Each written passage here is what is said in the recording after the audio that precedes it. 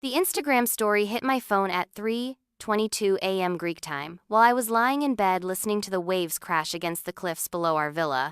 It was just a photo of a champagne glass with text overlaid in fancy script. Maid of honor duties officially reassigned. So excited for Jessica to step in. Bride tribe, wedding week. My name is Natalie Brooks. I'm 28 years old, and I had just been replaced as maid of honor by my former best friend Chloe without so much as a phone call. The wedding was in 4 days. I screenshot the story before it could disappear, my hands shaking as I stared at the glowing screen. Jessica Martinez, who had met Chloe exactly 3 months ago at some influencer event and had somehow become her new bestie overnight. Jessica, who had never held Chloe's hair back during food poisoning freshman year. Jessica, who hadn't driven 12 hours to help Chloe move apartments 4 different times. Jessica, who definitely hadn't spent her entire savings on a destination bachelorette trip to Tulum that Chloe demanded even though half the bridesmaids couldn't afford it. I had been Chloe's maid of honor for 8 months. I had the Pinterest boards to prove it, the group chats full of vendor recommendations, the receipts from deposits I'd put down when Chloe's credit cards were maxed. I had organized her engagement party, planned her bridal shower, and coordinated with her wedding planner on every detail from centerpieces to seating charts. And now I was finding out I'd been demoted via Instagram story while on vacation in Greece. My boyfriend Ryan stirred beside me, his dark hair messy against the white pillowcase. The room was bathed in moonlight, streaming through the floor to ceiling windows that looked out over the Aegean Sea. We had saved for 2 years for this trip, planning it as a celebration of my promotion to creative director at the marketing agency where I work.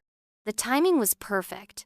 We'd be back just in time for Chloe's wedding, where I was supposed to give the maid of honor speech I'd been writing and rewriting for weeks. I grabbed my phone and scrolled back through Chloe's recent posts. There it was, 3 days ago, a photo of her and Jessica at some fancy restaurant, both holding up their hands to show off matching manicures. The caption read, "When your new bestie just gets you, can't wait for Saturday." Dozens of comments underneath, congratulating them, asking about wedding details. I scrolled through every single one. My name wasn't mentioned once. I opened our text thread. The last message was from me 2 weeks ago, asking if she needed me to pick up her wedding shoes from the cobbler. She had never responded. Before that, it was me asking about the rehearsal dinner timeline. Before that, me confirming the flower arrangements. I scrolled back further and realized I had been carrying the entire conversation for months. When had she stopped responding? When had I become background noise in my own best friendship? My stomach churned as I remembered last month's bridesmaid's dress fitting. Chloe had been on her phone the entire time, barely looking up when the seamstress asked for her input on my alterations. I had chalked it up to pre-wedding stress. When she didn't laugh at my jokes during the fitting, I figured she was just overwhelmed. When she cut the appointment short because she had another thing, I assumed it was wedding related and told myself I was being needy. But there had been signs I'd been ignoring. The way she started responding to my texts with one-word answers, how she began prefacing her sentences with, "Jessica thinks," instead of asking for my opinion.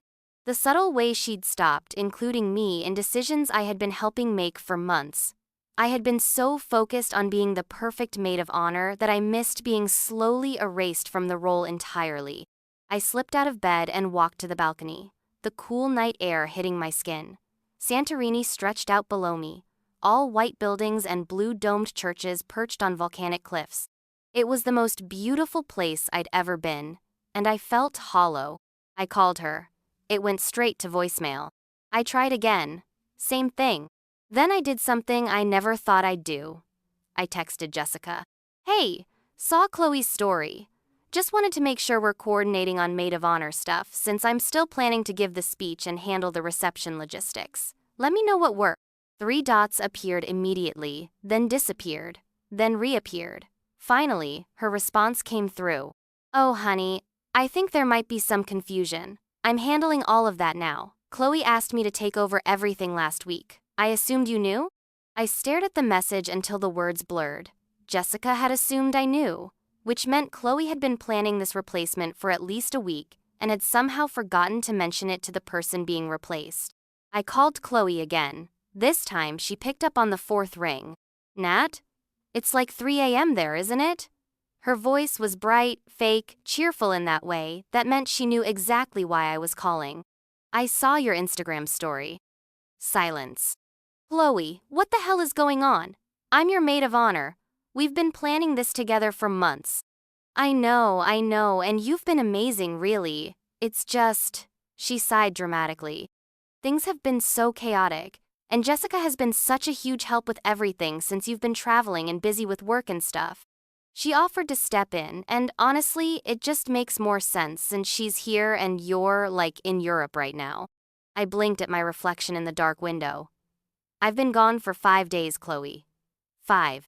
And I took this trip now specifically because you said it would be perfect timing since all the planning was done. I know, but then a bunch of stuff came up last minute and Jessica was right there and she's just really good at this kind of thing. This kind of thing? My voice was sharper than I intended. You mean the kind of thing I've been doing for you for 8 months? The kind of thing I spent my vacation days on? The kind of thing I've been coordinating while sitting in airports and hotel lobbies during this entire trip? Nat, don't be dramatic. You're still a bridesmaid. You're still super important to me. Jessica is just handling the maid of honor duties. Which duties specifically? The speech I wrote, the timeline I created, the vendor management I've been doing, or just the title and the honor of standing next to you? Another pause. Look, I didn't want to hurt your feelings, but Jessica has some really good ideas about how to make everything more elevated. She knows photographers and has connections, and she's been posting such gorgeous content about the whole process. She gets the vision. There it was, the real reason. Jessica had a bigger Instagram following. Jessica's posts got more likes. Jessica understood the vision of Chloe's wedding as a content opportunity rather than just a celebration of love. So this is about Instagram? It's not just about Instagram.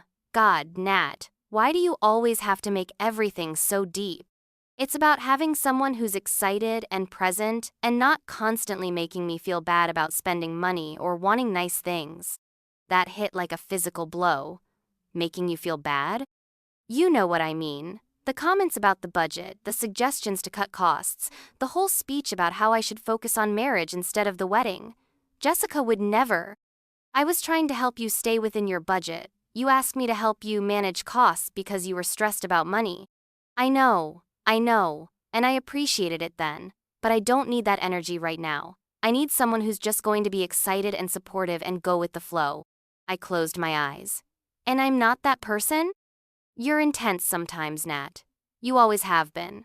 And that's great for some things, like work and stuff. But for my wedding, I just want everything to be light and fun and beautiful. Intense.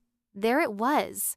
The word that had followed me through every friendship, every relationship, every family gathering. Too intense, too serious, too much. Chloe, I've been your best friend for 12 years. I know, and you still are. This doesn't change anything between us. It's just a wedding role. Just a wedding role. The role I had planned my entire year around. The speech I had rewritten 17 times. The dress I had bought and altered and paid for. The hotels I had booked. The vendors I had managed. The tears I had wiped away during Chloe's panic attacks about floral arrangements. I have to go, I said. Nat, don't be like this. You're totally overreacting. It's going to be such a beautiful day, and I want you there to enjoy it without all the stress of maid of honor stuff. This is better for everyone. I hung up. Ryan was awake when I came back inside, sitting up in bed with his hair sticking up at odd angles. Everything okay? I told him everything. He listened without interrupting, his expression growing darker with each detail. When I finished, he was quiet for a long moment. What do you want to do? He asked finally. I don't know. I paid for my dress. I have a speech written. I've already arranged my whole schedule around this wedding. I'm supposed to fly back tomorrow so I can be there for the rehearsal dinner. That's not what I asked. I looked at him. What did you ask? I asked what you want to do, not what you think you should do, or what's expected of you, or what would be easiest. What do you actually want to do? I thought about it. What did I want to do? For the first time in months, I considered what I actually wanted instead of what Chloe needed from me. I want to stay here, I said quietly. I want to extend our trip. I want to pretend none of this happened and just be here with you. He smiled. Then let's do that. But the wedding will happen with or without you, and clearly they've decided it's going to happen without you. That night, I couldn't sleep. I kept picking up my phone and putting it down, drafting texts I didn't send. I thought about the 12 years of friendship Chloe and I had shared, how we'd met in college during orientation week, bonding over our shared hatred of icebreakers, how she'd held my hand in the hospital when my dad had his heart attack, how I'd flown across the country to help her through her quarter-life crisis when she dropped out of law school. But I also thought about the last year, how every conversation had become about the wedding, how she'd started treating my opinions like inconveniences rather than input from someone who loved her, how she'd begun dismissing my concerns with phrases like, "You're being negative," or "Can't you just be happy for me?" I thought about Jessica, who I'd met exactly once at the engagement party. She was sweet enough, but our interaction had lasted maybe 10 minutes. She was one of those people who spoke in Instagram captions, describing everything as gorgeous, or so fun, or literally obsessed. She photographed well, I'd give her that. Her engagement party outfit had been featured on some wedding blog's Instagram page. By sunrise, I had made my decision. I texted Chloe, "I won't be attending the wedding. I hope you have a beautiful day." Then I turned my phone off. Ryan and I spent the morning walking through the narrow streets of Oya, stopping at tiny cafes for coffee and pastries. We hiked down to the port and took a boat to the volcanic islands in the center of the caldera. We swam in hot springs and ate fresh fish on a terrace overlooking the sea. For the first time in months, I wasn't thinking about vendor timelines or bridesmaid coordination or speech editing. That evening, we sat on our villa's terrace watching the sunset paint the sky in shades of pink and gold. Ryan poured wine from a bottle we'd bought at a local vineyard. "Any regrets?" he asked. I thought about it honestly. No, I'm sad about losing the friendship, but I'm not sad about missing the wedding. I think I've been mourning that friendship for months without realizing it. What do you mean? I mean, the person I was best friends with wouldn't have treated me like this. The Chloe I knew would have called me the second she was thinking about making a change.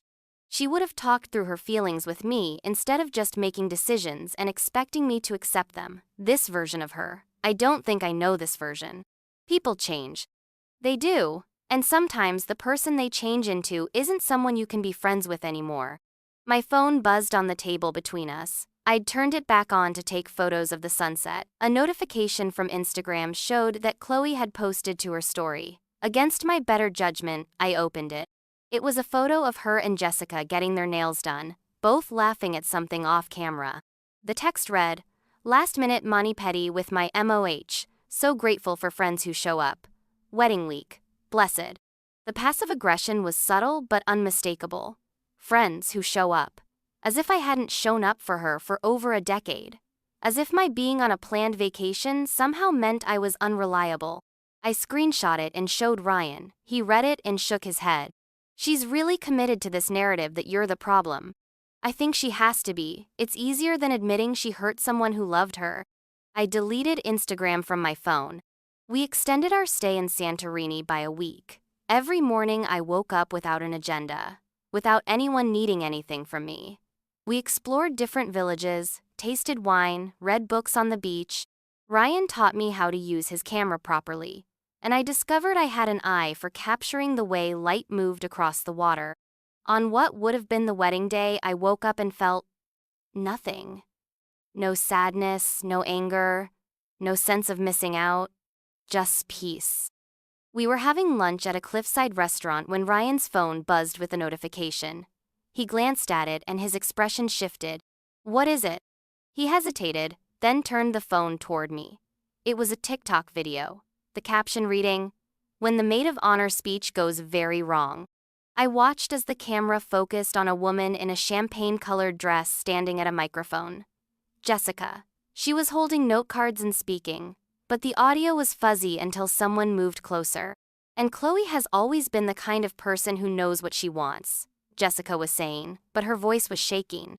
Behind her, I could see Chloe at the head table, her face tight with what looked like embarrassment. The camera captured Jessica dropping her note cards, then bending to pick them up, which caused the microphone to fall over with a loud screech of feedback. Guests were covering their ears. When Jessica stood back up, her face was red and she seemed to have lost her place entirely. Anyway, she's great. And Brad is also great, Jessica stammered, clearly reading whatever card she'd managed to grab from the ground. But the real disaster was visible in the background. Chloe was no longer trying to hide her mortification. She was whispering urgently to Brad, who was shaking his head and gesturing for her to calm down. Other people at the head table were looking around awkwardly. The video cut off, but there were dozens of comments already. Second-hand embarrassment is real. This is why you don't replace your actual best friend with an Instagram friend. The bride looks pressed. Someone said the original maid of honor didn't even come to the wedding. I handed Ryan his phone back. Well, how do you feel? I considered it. Bad for Jessica, honestly. She didn't ask to be put in that position. And Chloe? I feel nothing. Which is weird, right? I should feel vindicated or something, but I just feel empty about the whole thing. That evening, as we walked along the beach near our villa, I got a text from my friend Marina, who I'd gone to college with and who had also been invited to the wedding. Girl, what happened? This wedding is a mess. The maid of honor speech was a disaster. Half the vendors showed up late, the flowers were wrong, and Chloe has been crying on and off all day. People are asking where you are. I showed the text to Ryan. He read it and raised an eyebrow. Are you going to respond? I thought about it, then typed back, I'm in Greece, decided not to attend. Marina's response came quickly. Honestly, good call. This whole thing feels cursed. Also, Jessica just told someone she's never actually been to a wedding before and didn't know what a maid of honor was supposed to do, besides, look pretty in photos. I almost laughed. Almost. Later that night, I couldn't help myself. I checked Instagram one more time before deleting it again. Chloe had posted a single photo from the wedding, a professional shot of her and Brad that had clearly been taken before the ceremony. The caption was short, married my best friend today. The comments were mostly congratulatory, but I noticed they were fewer than usual for her posts, and several people had asked where I was. What struck me most was that in trying to create the perfect Instagram wedding, Chloe had managed to document her own disaster. The vendors she'd chosen for their social media presence rather than their reliability had let her down. The maid of honor she'd picked for her aesthetic had humiliated her in front of everyone. The elevated vision she'd prioritized over genuine relationships had created a beautiful facade with nothing real underneath.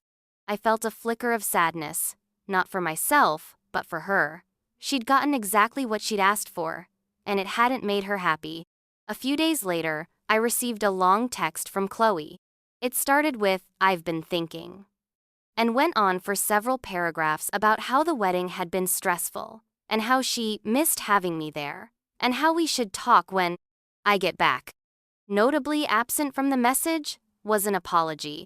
I didn't respond immediately. Instead, Ryan and I took a day trip to Mykonos, where we spent the afternoon exploring windmills and swimming in crystal clear water. That evening, sitting at a taverna overlooking the harbor, I finally crafted my response. I hope you and Brad have a wonderful honeymoon. I'm glad the wedding is behind you now and you can focus on your marriage. I'll be traveling for a few more weeks, but I wish you both the best. It was polite, distant, and final. I wasn't closing the door entirely, but I wasn't leaving it wide open either. Her response came an hour later. That's it? After 12 years of friendship? I stared at the message for a long time. Then I typed, you replaced me with someone you've known for 3 months, and told me I was too intense for your wedding. Then you posted passive-aggressive stories about friends who show up. I did show up, Chloe, for 12 years. I showed up until you decided I wasn't the right type of friend for your new life. She never responded. We flew back to Portland 2 weeks later, tanned and relaxed and somehow closer than we'd been before the trip. The crisis had stripped away all the noise and shown us what mattered. Not grand gestures or perfect events, but simply choosing each other every day. My apartment felt different when I walked back into it. The bridesmaid dress was still hanging in my closet, tags attached. I looked at it for a moment, then donated it along with the shoes and accessories I'd bought for the wedding. Work was a good distraction. I threw myself into new projects, started going to yoga classes, began cooking elaborate dinners just for the joy of it. I realized I had been spending so much energy on Chloe's life that I'd forgotten to invest in my own. A month after the wedding, I ran into one of Chloe's other college friends at a coffee shop. Emma had been a bridesmaid and had attended the wedding. "Nat, I was wondering what happened to you. We all missed you at the wedding." "I was traveling," I said simply. Emma nodded. "Honestly, you didn't miss much. It was beautiful, but weird. Like everything looked perfect in photos but felt off in person. And that speech." She shook her head. Poor Jessica. I felt so bad for her. "How is Chloe doing?" "I don't know, actually. She's been pretty quiet on social media since the wedding, which is unusual for her. I heard from someone that she and Jessica aren't really hanging out anymore." I wasn't surprised. Jessica had served her purpose as the Instagram perfect maid of honor. But once the wedding was over, what did they actually have in common? "Are you two okay?" Emma asked gently. "I know you guys were super close." "We were," I said. "Sometimes people grow in different directions." "That's sad.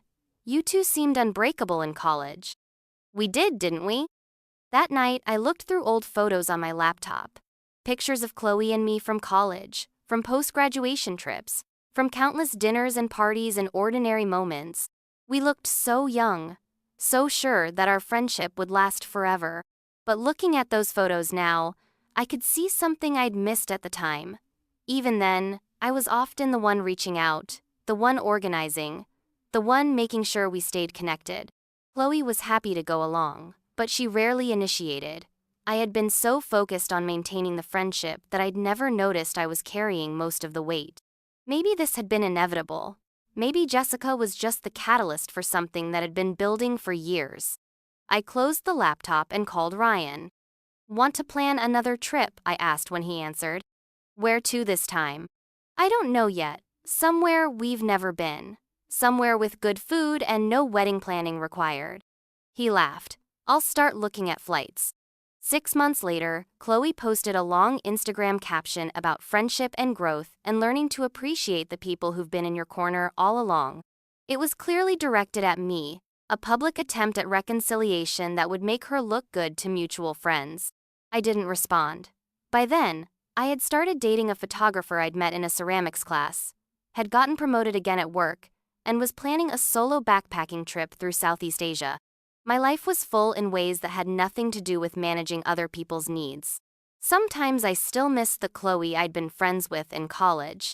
But I didn't miss the person she'd become, and I definitely didn't miss the version of myself I'd been around her. Always accommodating, always understanding, always putting her needs before my own. The wedding that was supposed to mark the beginning of Chloe's perfect new life had instead marked the beginning of mine. Not because of revenge or vindication, but because losing that friendship had forced me to examine what I actually wanted from my relationships. I wanted reciprocity. I wanted to be valued for who I was, not tolerated despite my intensity. I wanted friends who would call me when they were thinking about making big decisions that affected me, not people who made unilateral choices and expected me to fall in line. A year later, I was in a small beach town in Thailand when I got a message from an unknown number. It was Jessica. "Hi Natalie, I hope it's okay that I'm reaching out. I got your number from Emma. I wanted to apologize for how everything went down with the wedding. I had no idea about your history with Chloe or how involved you'd been in the planning. I should have insisted she talk to you before I agreed to take over. I felt terrible about the whole thing." It was thoughtful and genuine in a way that surprised me. I wrote back, "Thank you for saying that. I hope you're doing well." "I am, thanks. I learned a lot from that experience about being careful not to get pulled into other people's drama. I hope you're living your best life." I smiled as I typed my response. I really am. And I was. The best life, it turned out, was the one where I stopped trying to earn my place at tables where I wasn't truly wanted, and started building my own table instead. The view from here was much better than any front row seat had ever been.